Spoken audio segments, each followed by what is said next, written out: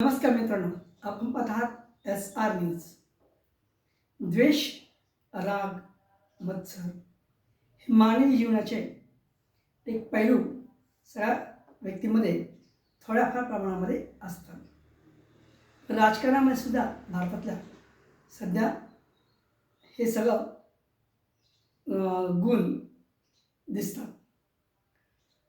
सध्या गाजते ते पश्चिम बंगाल, भारताचा हे पूर्वोत्तर राज्य सध्या राजकीय द्वेषापटी खूप गाजत आहे. या राज्यामध्ये येत्या काही महिन्यात निवडणुका होणार आहेत आणि पश्चिम बंगालच्या मुख्यमंत्री ममता बॅनर्जी यांनी आपलं राजकीय वर्चस्व, आपलं राजकीय महत्त्व कायम ठेवण्यासाठी त्याला एक युद्धाचं रूप दिलेलं आहे किंवा दिसून येत आहे.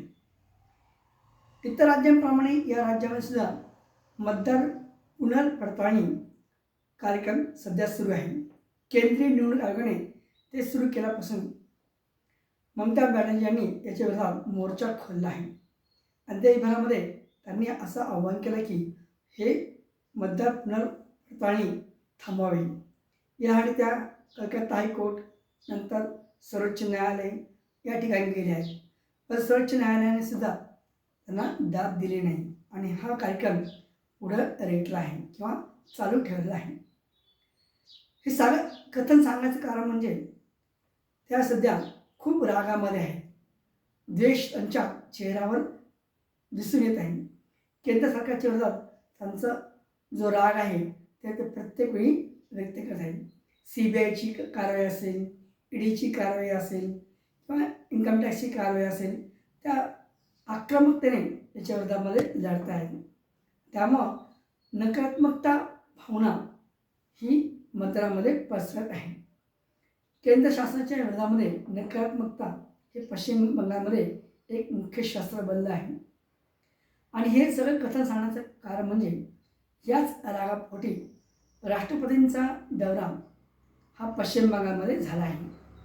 राष्ट्रपती द्रौपदी मुर्मू ह्या आदिवासी कार्यक्रमासाठी पश्चिम बंगालमध्ये आल्या होत्या, पण प्रोटोकॉलप्रमाणे म्हणजे एक राजशिष्टाचाराप्रमाणे ज्यावेळेस राष्ट्रपती, पंतप्रधान, उपराष्ट्रपती येतात त्यावेळेस राज्याच्या मुख्यमंत्र्यांनी त्यांचं विमानतळावर स्वागत करावं हा नियम आहे.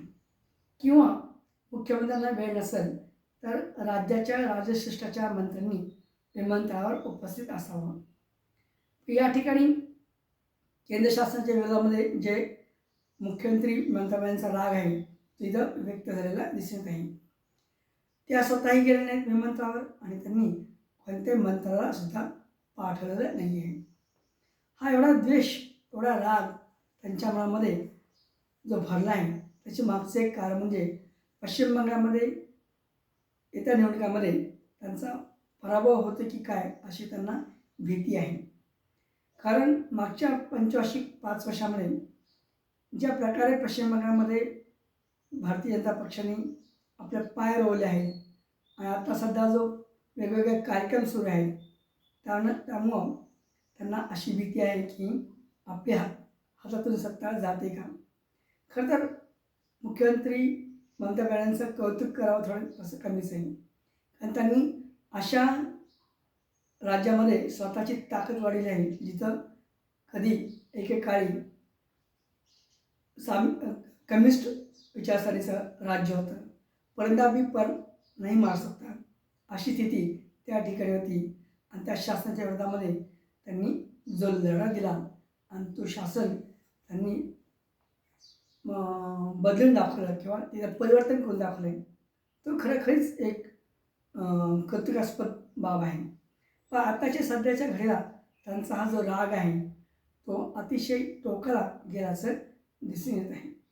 त्यामुळे प्रत्येक गोष्टीत ते केंद्र शासनाच्या विरोधामध्ये भूमिका घेताना दिसत आहे. खरं तर निवडणुका अजून महिना 1.5 महिन्याने सुरू होत्या, पण त्याच्या आधी वाहतूक निर्मिती तिथं सुरू झाली आहे. पाहूया पुढं काय होत आहे ते. हा व्हिडिओ आवडल्यास लाईक करा, शेअर करा आणि सबस्क्राईब